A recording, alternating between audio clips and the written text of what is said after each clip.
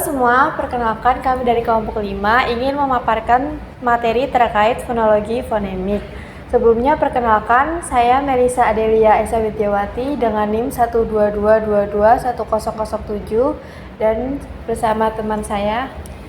Nama saya Fitri Aljazeera dengan NIM 122221038. Saya Yasmin Fazaliza, NIM 122211037. Selamat menyaksikan.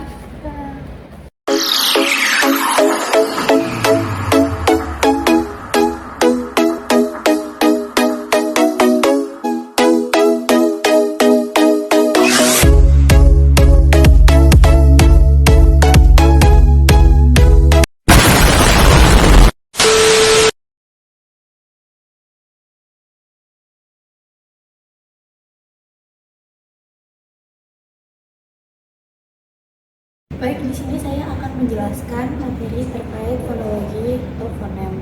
Fonologi berasal dari bahasa Amerika yang dulunya adalah fonemik lalu berganti menjadi fonologi. Fonologi atau fonemik adalah bidang linguistik yang mempelajari atau mengkaji terkait bunyi-bunyi suatu bahasa menurut fungsi yang dapat membedakan makna leksikal dalam bahasa tersebut. Fonem atau fonologi mempelajari tentang fonem-fonem suatu bahasa. Fonem adalah kesatuan bunyi terkecil dalam suatu bahasa yang dapat membedakan makna. Pasangan minimal adalah teknik penyelidikan keberadaan fonem yang dapat membedakan makna dengan cara membandingkan dua atau lebih fonem dalam lingkungan yang sama. Fonem contohnya yakni seperti kata tari, sari, T pada kata tari dan S pada kata sari adalah fonem.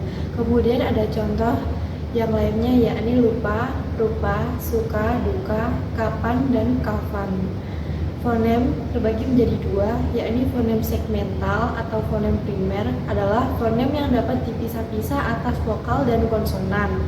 Kemudian ada fonem suprasegmental atau fonem sekunder adalah fonem yang menyertai fonem segmental, yakni seperti tekanan, nada, kuantitas, dan jeda.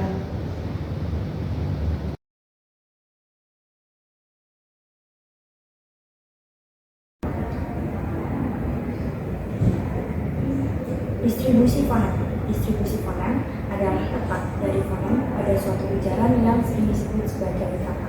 Contohnya adalah pada kata suku. Dalam proses membentuk kata suku, terdapat posisi-posisi seperti huruf S menempati posisi awal, huruf U pada posisi tengah dan akhir, dan huruf K pada posisi tengah. Letak-letak atau posisi-posisi fonem itulah yang disebut sebagai distribusi fonem.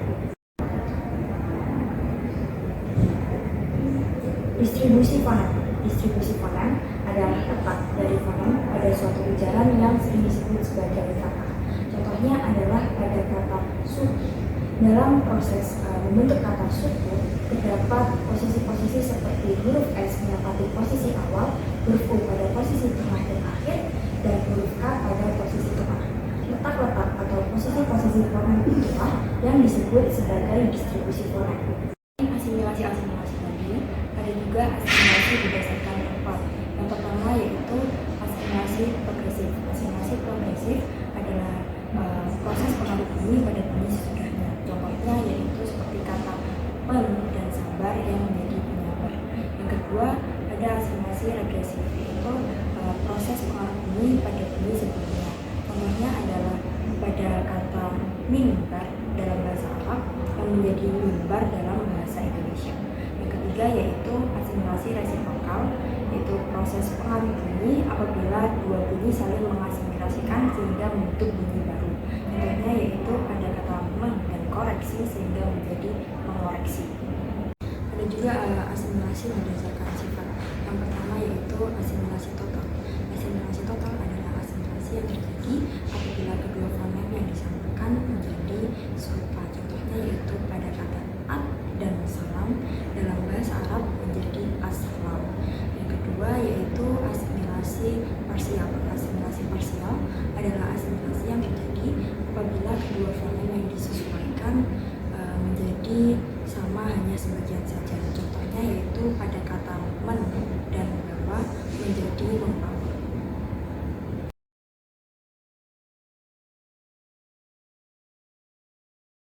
samping asimilasi yang merupakan variasi fonem sebagai bentuk akibat dari penyesuaian, terdapat pula variasi fonem yang tidak bergantung pada pengaruh lingkungan atau biasa disebut sebagai variasi bebas. Variasi bebas merupakan dua fonem yang berbeda tetapi tidak bertentangan. Contohnya dalam bahasa Indonesia terdapat kata berjuang dan berjuang. Berjuang, berjuang. Dua kata ini terdapat perbedaan fonem tetapi tidak bertentangan dan tidak berubah makna. Variasi ini biasanya terdapat dalam bahasa-bahasa yang memiliki dialek-dialek tertentu. Selanjutnya, netralisasi.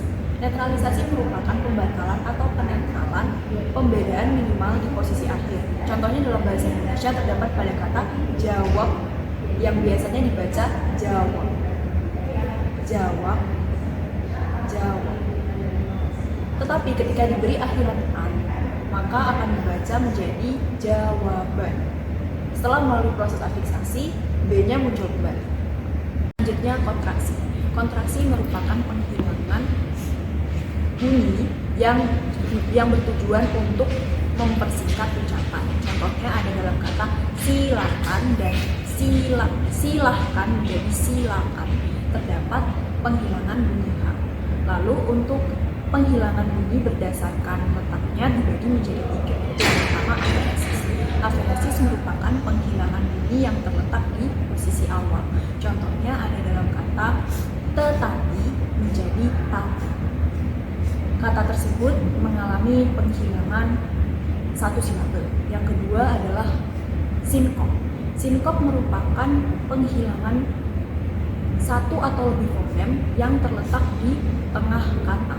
Contohnya dalam bahasa Sanskerta terdapat kata sahaya yang menjadi kata saya dalam bahasa Indonesia. Kata ini juga mengalami penghilangan satu silabel. Dan yang terakhir ada apokot. Apokot merupakan penghilangan satu atau lebih fonem yang terletak di akhir kata. Contohnya dalam bahasa Inggris yaitu export yang menjadi ekspor dalam bahasa Indonesia. Nah, kata ini mengalami penghilangan bunyi apikodental ketika diadaptasi ke dalam bahasa Indonesia. Selanjutnya disimilasi. Disimilasi terjadi apabila dua bunyi yang sama letaknya berdekatan sehingga menjadi tidak sama. Contohnya dalam bahasa Indonesia terdapat kata sarjana yang secara diakronis diambil dari bahasa Sanskerta yaitu sarjana. Dalam kata ini terdapat dua bunyi J yang berdekatan yaitu se, a, j, a, dan a. Konsonan apiko-palatal J yang berdekatan ini yang terdapat dua dalam kata ini salah satunya diubah menjadi konsonan getar lamino-palatal bukan. Sehingga kata sarjana dalam bahasa Sanskerta berubah menjadi kata sarjana dalam bahasa Indonesia. Metatesis. Metatesis terjadi apabila sebuah bunyi bertukar tempat dengan bunyi lainnya tetapi masih memiliki makna yang sama. Contohnya dalam bahasa Indonesia terdapat kata kelikir dan kerikil. Kelikir, kerikil.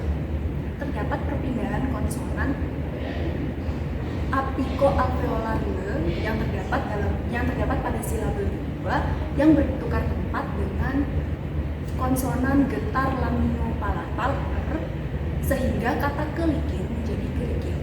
Kedua kata tersebut dapat digunakan secara bebas baik secara tulisan maupun lisan. Anaptiksis atau suara bakti merupakan penambahan bunyi-bunyi yang digunakan untuk memperlancar ucapan. Contohnya dalam bahasa Indonesia terdapat kata putri yang menjadi puteri. Putri, puteri.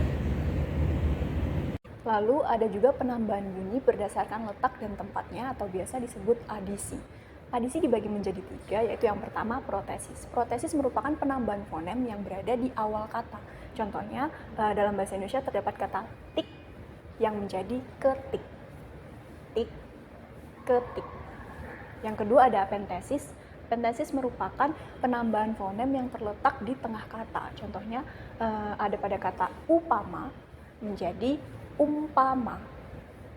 Upama, umpama. Dan yang terakhir ada paragoge. Paragoge merupakan penambahan fonem yang terletak di akhir kata. Contohnya ada pada kata ina menjadi inang. Ina, inang.